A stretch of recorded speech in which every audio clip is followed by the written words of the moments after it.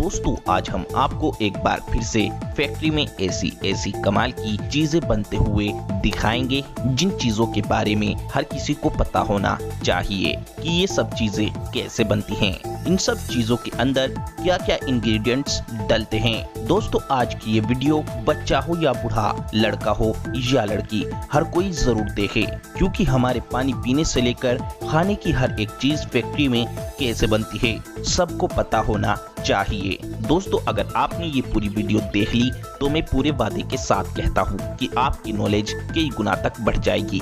दोस्तों हमने ये वीडियो बहुत ही ज्यादा कड़ी मेहनत कर बनाई है, इसीलिए सभी दोस्त इस वीडियो को अभी एक छोटा सा लाइक जरूर कर दें और वीडियो को पूरा आखिर तक जरूर देखें। तो चलिए वीडियो को शुरू करते हैं। Milk factory making. दोस्तों जो आप पैकेट में मिलने वाला दूध घर पर लाकर पीते हैं, क्या दोस्तों आपने कभी सोचा है कि ये पैकेट और बोतलों में मिलने वाला दूध फैक्ट्रियों में कैसे तैयार होता है। दोस्तों सभी को पता होना चाहिए कि ये पैकेट और बोतलों के अंदर मिलने वाला दूध फैक्ट्री में कैसे बनता है। दोस्तों बड़ी बड़ी डेयरी फार्म में पशुओं का दूध इस तरह की मशीनों के द्वारा निकाला जाता है, जो कि ये भारी मात्रा में दूध फैक्ट्री के अंदर जाता है। दोस्तों छोटे छोटे किसान अपने हाथों से पशुओं का दूध निकालकर अपने पास वाली विलेज डेयरी में अपने दूध को बेचते हैं, जहां पर इनके दूध की जांच होती है। दूध की जांच में फैट, सॉलिड नॉट फैटी की मात्रा, दूध की डेंसिटी, दूध में किसी तरह की मिलावट जैसे कि पानी कितनी मात्रा में मिलाया गया है या फिर नहीं, इस जांच के आधार पर दूध की कीमत के पैसे दूध बेचने वाले को दे दिए जाते हैं और फिर दूध को एक बड़े सारे टैंक में भरकर फैक्ट्री में ले जाया जाता है।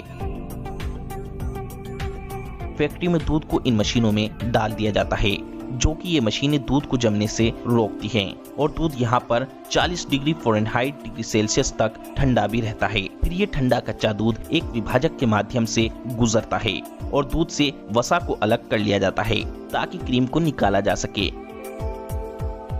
इसके बाद इस दूध में विटामिन ई और विटामिन डी को इस दूध में पहुंचाया जाता है, जिससे कि दूध की क्वालिटी को और भी ज्यादा इम्प्रूव किया जाता है और दूध को पेस्चराइज किया जाता है। इस दौरान दूध को गर्म कर उबाल दिया जाता है। फिर दूध का स्वाद बरकरार रखने के लिए इन मशीनों के माध्यम से दूध को ठंडा किया जाता है और फिर इस दूध को पैकेट में भरा जाता है। इसी तरीके से इस दूध को बोतलों में भरा जाता है। फिर इस दूध को अच्छी तरह पैक कर मार्केट में सप्लाई किया जाता है। Egg factory making. दोस्तों क्या आपने कभी सोचा है कि इतने सारे अंडे मार्केट के अंदर कैसे आते हैं? तो चलिए दोस्तों आपको बताते हैं कि भारी मात्रा में अंडे मार्केट के अंदर कैसे आते हैं।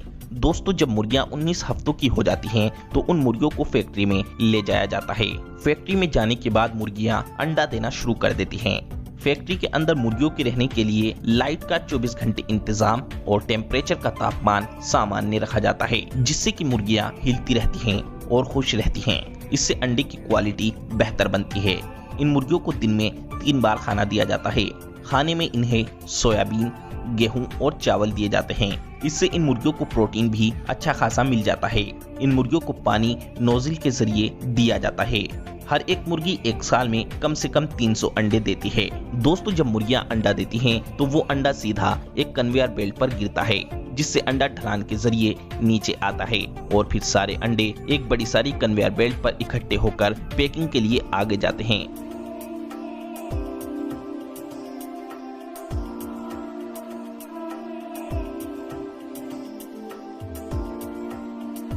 यहाँ पर ये ऑटोमेटिक मशीन इन अंडों को उठाकर बड़ी ही फिनिशिंग के साथ में अंडों की ट्रे में भर देती है और फिर इन अंडों को मार्केट में भेज दिया जाता है। इस तरीके से फैक्ट्रियों में भारी मात्रा में अंडे तैयार किए जाते हैं। Supplement factory making process.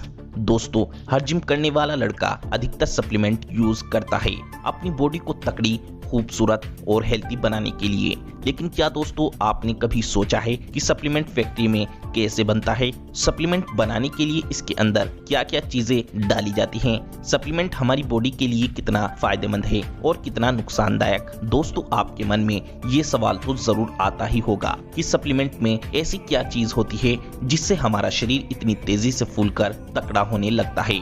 तो दोस्तों मैं आपको बता दूं, जितने भी सप्लीमेंट आपके शरीर को तेजी के साथ में फुलाकर तकड़ा बनाते हैं, उन सब सप्लीमेंट के अंदर अधिकतर जानवरों की हड्डियों का इस्तेमाल किया जाता है और सप्लीमेंट के अंदर अधिकतर उन जानवरों की हड्डियों का यूज होता है जिन जानवरों की हड्डियों में प्रोटीन सबसे ज्यादा पाया जाता है। दोस्तों जानवरों की हड्डियों में पाए जाने वाले कैल्शियम की वजह से ही बॉडी बिल्डरों की अधिकतर हड्डियां मजबूत होती हैं और उनके शरीर में भरपूर ताकत पाई जाती है। दोस्तों सप्लीमेंट बनाने के लिए सबसे पहले जानवरों की हड्डियों को क्रश करके उनका पाउडर बनाया जाता है। फिर इस पाउडर को इस मशीन में डाला जाता है।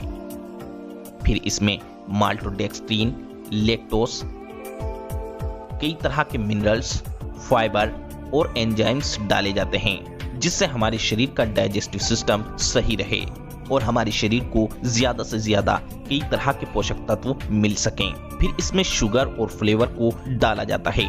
इसके बाद मशीन को ऑन कर दिया जाता है।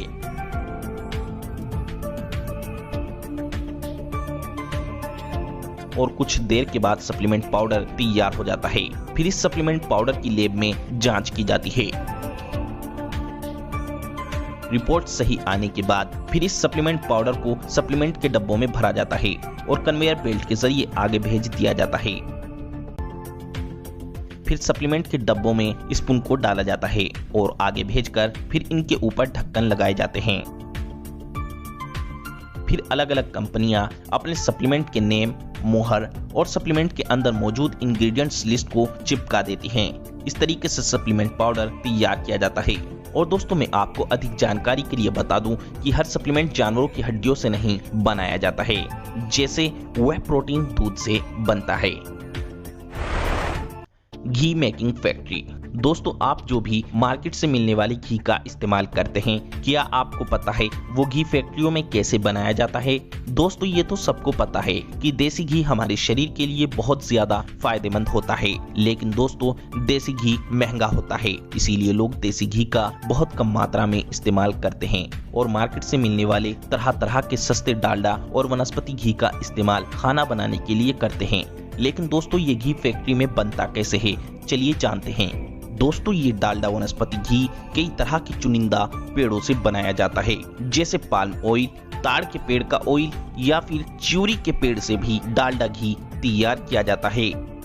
दोस्तों घी बनाने के लिए सबसे पहले पाल्म ट्री के पेड़ के बीज का तेल निकाला जाता है। फिर इस तेल को इन मशीनों में फिल्टर किया जाता है, जिससे कि तेल के अंदर से सारे गंदे विषैले पदार्थ खत्म कर दिए जाते हैं। फिर इस तेल को एक बड़ी सारी भट्टी पर पकाया जाता है और इस तेल के अंदर फिर कलर, फ्लेवर और कई तरह के अलग अलग पिगमेंट्स डाले जाते हैं। फिर विटामिन ए, विटामिन डी डाले जाते हैं, जिससे घी का स्वाद बढ़ता है और घी को एक सुंदर कलर मिलता है। और घी के अंदर डाले गए विटामिन ए और विटामिन डी ये हमारे शरीर को फायदा पहुंचाता है। फिर कुछ घंटों तक इस तेल को पकाने के बाद ये घी बनकर तैयार हो जाता है। फिर इस घी को 25 से 30 डिग्री सेल्सियस तक ठंडा करके घी को पैक करने का काम शुरू कर दिया जाता है। इस तरीके से डालडा और वनस्पति घी फैक्ट्रियों में तैयार किया जाता है। और दोस्तों कुछ लोकल कंपनियां ज्यादा मुनाफा कमाने के लिए इस पाल्म ऑयल या ताड़ के तेल में मोम को मिला देती हैं, जिससे कंपनियों को काफी ज्यादा फायदा होता है। इसीलिए घी किसी भी लोकल कंपनी का ना खरीदें। Coca Cola factory making. दोस्तों आप जो कोका कोला कोल्ड ड्रिंक पीते हो, उसे पीने से पहले आपको जरूर पता होना चाहिए कि आखिर ये कोका कोला फैक्ट्री में कैसे बनती है। दोस्तों कोका कोला बनाने के लिए सबसे पहले बड़े बड़े मिक्सर में कार्बोनेटेड वाटर यानी कार्बन युक्त पानी को डाला जाता है। फिर इसमें कैफीन को डाला जाता है और फिर इसमें शुगर को डाला जाता है और फिर इसमें फास्फोरिक एसिड बिकार्मेल को डाला जाता है। फिर कोका कोला में स्वाद के लिए कोका पत्ती का अर्क डाला जाता है। फिर इस मिक्सर को बंद कर दिया जाता है और कोका कोला के अंदर गैस भरने के लिए सारी गैस की पाइप लाइनों को अच्छी तरह लॉक कर दिया जाता है। अब ये कोका कोला अच्छी तरह मिक्स होकर कोल्ड ड्रिंक बन के तैयार है। अब इसके बाद कोल्ड ड्रिंक की बोतलों को कन्वेयर बेल्ट पर रखकर आगे भेजा जाता है और इन बोतलों में कोका कोला को भरा जाता है। फिर इन बोतलों पर ढक्कन लगाया जाता है और फिर कोका कोला कंपनी अपना लोगो इस बोतल पर चिपकाकर इन बोतलों को पैक कर मार्केट में भेज देती है। Mineral water manufacturing process. दोस्तों, क्या आपको पता है फैक्ट्री में बिस्लेरी जैसे प्रोडक्ट कैसे बनाए जाते हैं?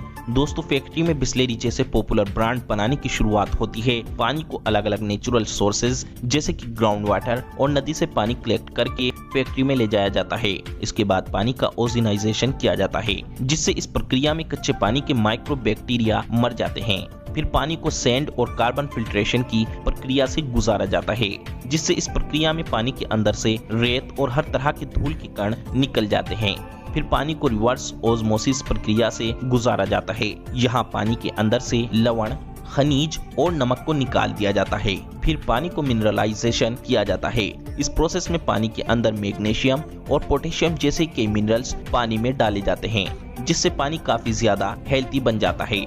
इसके बाद पानी को छोटी छोटी और बड़ी बड़ी बोतलों में भरकर पैक कर दिया जाता है और फिर बिस्लेरी जैसे प्रोडक्ट मार्केट में सप्लाई किए जाते हैं।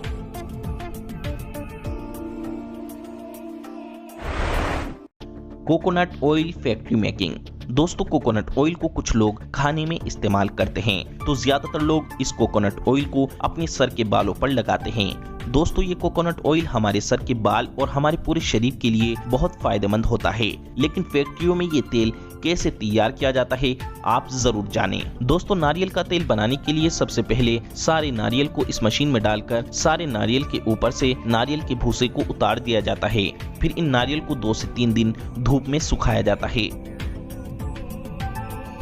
फिर इन नारियल को इस मशीन में डालकर इन्हें क्रश करके इनका तेल निकाल लिया जाता है और फिर इस तेल को नारियल के तेल की शीशियों में भरकर पैक कर दिया जाता है।